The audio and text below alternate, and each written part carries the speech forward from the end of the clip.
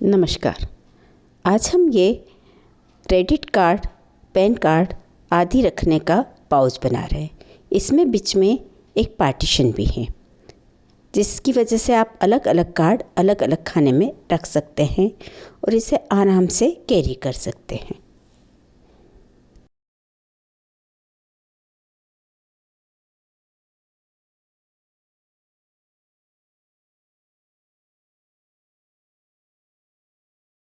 आज हम जो कार्ड होल्डर बनाने जा रहे हैं, उसके लिए मैंने सिंथेटिक कॉर्ड का इस्तेमाल किया है और क्रोशे हुक 3.5 mm यूज़ किया है।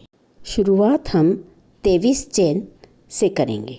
23 चेन्स शुरुआत में हम लेंगे। उसके बाद उन 23 चेन पर हम सिंगल क्रोशे बनाएंगे।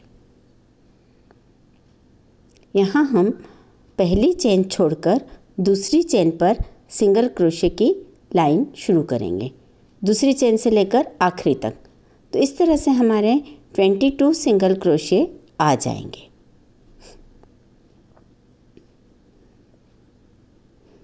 ये 22 सिंगल क्रोशे की लाइन पूरी करके मैं आपको आगे बताती हूँ।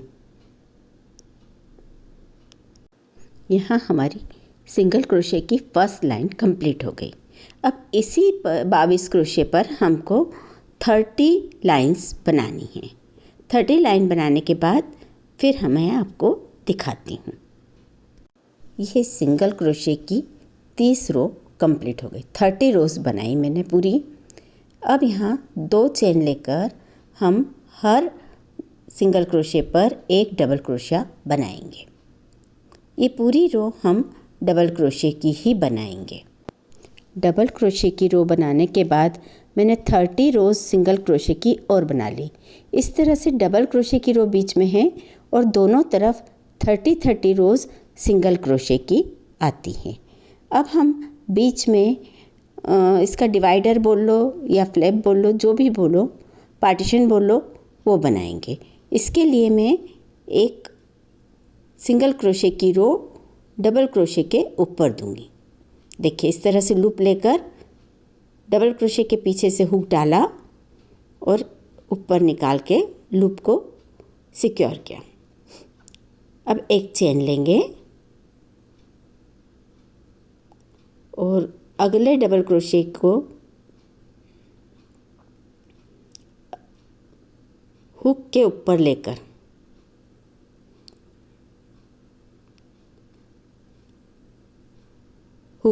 लेकर और फिर हम लूप निकालेंगे और सिंगल क्रोशा बनाएंगे। पूरी रो इसी तरह से करेंगे। डबल क्रोशे के नीचे से हुक लेकर और लूप लेकर हम सिंगल क्रोशा बनाएंगे। इस तरह से हमारा बीच का पार्टीशन बनेगा।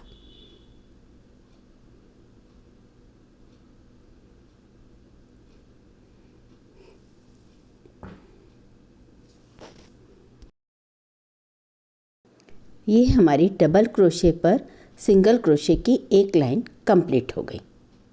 अब हम इसी के ऊपर अपनी 26 रोज़ बनाएंगे। हमने साइड के फ्लैप 30 रोज़ के बनाए थे, लेकिन बीच वाला हम थोड़ा छोटा रखेंगे, तो 26 रोज़ हम इस पर कंप्लीट करेंगे। सेम प्रोसीजर है, इसलिए कुछ बताने जैसा नहीं है।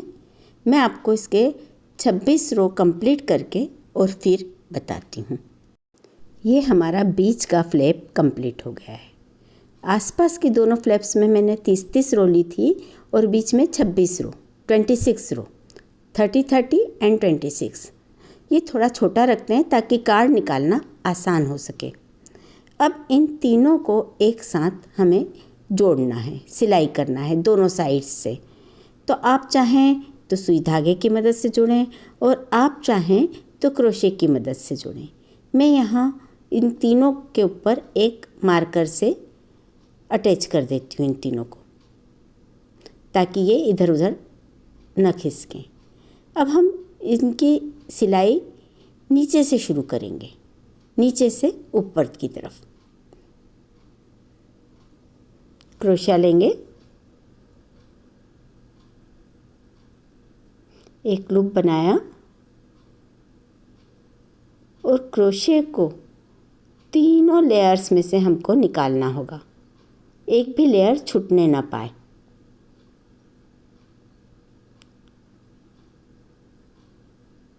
लूप निकालेंगे धीरे से और सिक्योर कर लेंगे। अब एक चेन लेंगे और तीनों लेयर में से हुक निकालकर सिंगल क्रोशे से सिलते जाएंगे। सिंगल क्रोशे की मदद से हम पूरी सिलाई ऊपर तक करेंगे और ऊपर लाकर फिर हम धागा कट करेंगे और फिनिश कर देंगे। दूसरी तरफ की सिलाई हम ऊपर से शुरू करेंगे ताकि हमारी फिनिशिंग की जो चेन है वो एक ही साइड दिखे, नहीं तो दूसरी तरफ दिखेगी। अगर हम उसको भी नीचे से शुरू करेंगे तो हम ऊपर से ही शुरू करेंगे। यहाँ मेरी दोनों तरफ की सिलाई कंप्लीट हो गई है। अब हम इस पर एक छोटा सा फ्लैप बनाएंगे।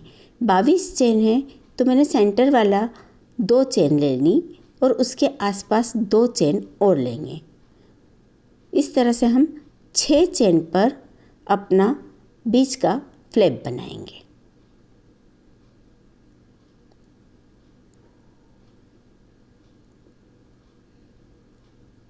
धागा जोड़ेंगे और सिंपल सिंगल क्रोशे से हम 6 सिंगल क्रोशे बनाएंगे। ये देखिए, ये यहाँ मेरे बना हुआ है एक फ्लैप। इस तरह से हम इतना बड़ा बनाएंगे कि नीचे बटन तक आ सकें और बहुत लंबा भी नहीं जो लुक ख़राब करे। 6 चेन पर मैंने 10 लाइन बनाई हैं। 10 रोज़ 6 चेन पर बनाई है और उसके बाद उसको एक ट्रायंगल शेप दिया है। वो सब कैसे करते हैं मैं आपको बताती हूँ। मार्कर के 2 क्रोशा पहले से हम धागा जोड़ेंगे, एक चेन लेंगे और वहीं पर एक सिंगल क्रोशा बनाएंगे। इसमें हम चेन को काउंट सिंगल क्रोशे की तरह नहीं करेंगे। अब मार्कर हटाएंगे और बचे हुए क्रोशा पूरे करेंगे। 4 क्रोशाज और लेंगे। इसे टोटल 6 क्रोशा चाहिए।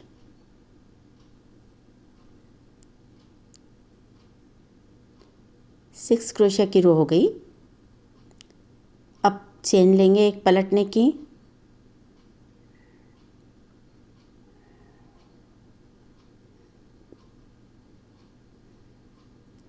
और हर सिंगल क्रोशे पे एक सिंगल क्रोशे डालते हुए हम 10 रोज़ कंप्लीट करेंगे। 10 रोज़ कंप्लीट करके मैं आपको बताती हूँ। यहाँ मेरे 10 रो फ्लैप के कंप्लीट हो गए। अब हम इसे एक शेप देंगे। शेप देने के लिए सबसे पहले हम एक चेन लेंगे और उसके बाद पास वाले सिंगल क्रोशे में से एक लूप उठाएंगे, उसके अगले सिंगल क्रोशे में से एक लूप उठाएंगे और तीनों को एक साथ गिरा देंगे।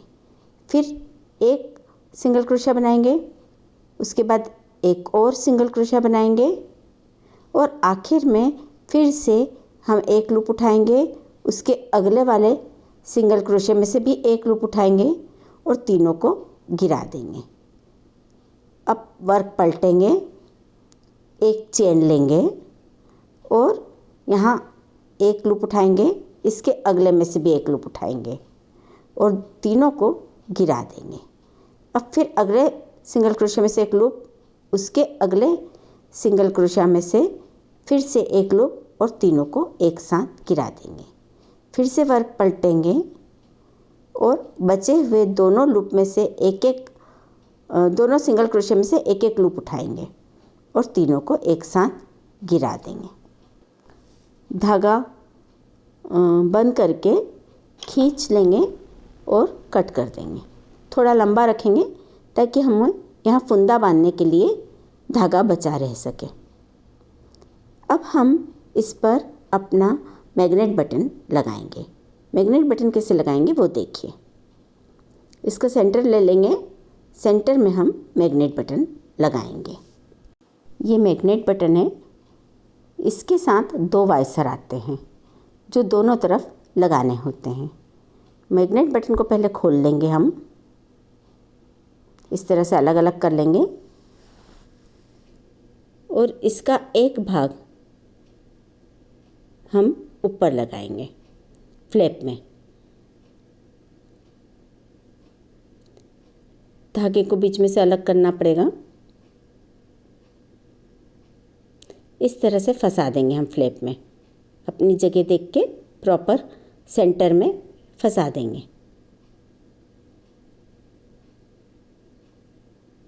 और ऊपर से एक वाइसर रख देंगे। धागा बीच में आ जाता है तो उसे हटा लीजिए। ये वाइसर रखने के बाद दोनों कांटे उसमें से निकल के ऊपर आ जाएंगे। अब इन कांटों को प्लायर की मदद से दबा दीजिए। ठोक कर भी दबाया जा सकता है, आप जैसा उचित समझें। मैंने इसमें प्लायर का यूज़ कर लिया है।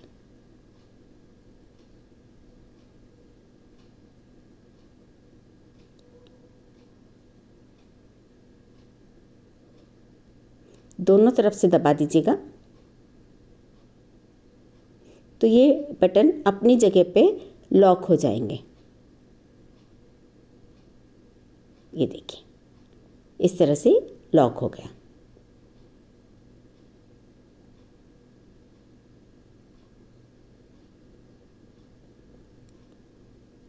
अब हम पलट कर देखेंगे कि हमारा नीचे का बटन कहाँ आना चाहिए। इसके लिए पहले बटन हम वापस लगा देंगे, उसको ठीक पोजीशन पे रखेंगे और वहाँ नीचे थोड़ा सा दबाएंगे तो नीचे वाले हिस्से में लग जाएगा। अब फ्लैप को खोलेंगे धीरे से, नीचे का बटन नहीं ऊपर आने पाए। यहाँ वाइसर लगाएंगे पीछे,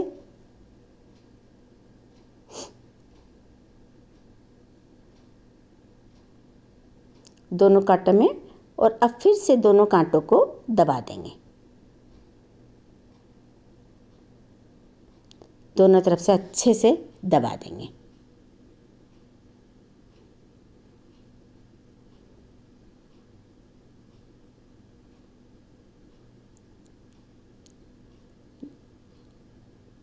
ठीक से दबाना ज़रूरी है वरना खुल जाएगा।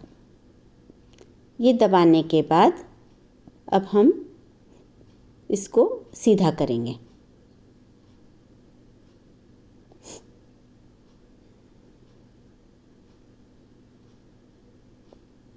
इस तरह से सीधा करेंगे और अब हम इसको डेकोरेट करेंगे। मैंने एक फुंदा बना रखा है, इसमें मैं मोती लगाकर और इसको इसमें बांध देंगे। बचे हुए धागे में हम बांध देंगे मोती लगाकर, या आप और भी कुछ लगाना चाहें तो आप देख सकते हैं। यहाँ मोती लगाकर मैं तैयार कर चुकी हूँ फुंदे को। यहीं पर एक नॉट लगा देंगे हम इस धागे में। बांधने से पहले नॉट एक लगाना ज़रूरी है ताकि मोती अपनी जगह से हिलेंगे नहीं। धीरे धीरे इस नॉट को बिल्कुल मोती की सतह तक ले आइए। बिल्कुल धीरे धीरे करके आप इसको खिसका के मोती की जस्ट ऊपर ले आइए। ये तैयार हो गया। अब हम इसको बांध देंगे। यहीं पर सिंपल नॉट लगानी है। एक दो नॉट लगा दीजिए ताकि ये अच्छा मजबूती से बंधा रहे।